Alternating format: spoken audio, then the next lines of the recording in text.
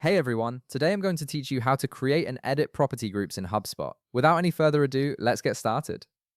First, open your web browser and navigate to hubspot.com. Once you're on the page, log into your HubSpot account using your credentials. This will take you to your main dashboard where you can access all of HubSpot's features and settings.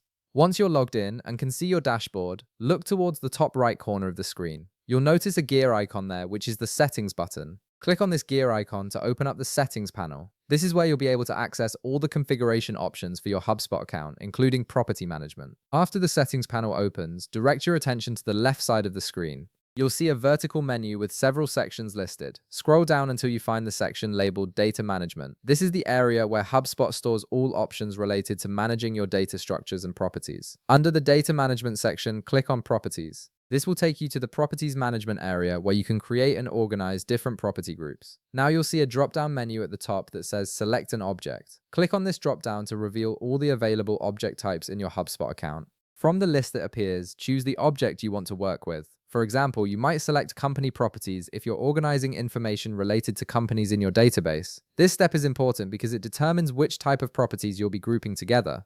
Once you've selected your object type, look for and click on the Groups tab. This section specifically handles the organization of properties into logical groups, making it easier to manage and find related properties later on.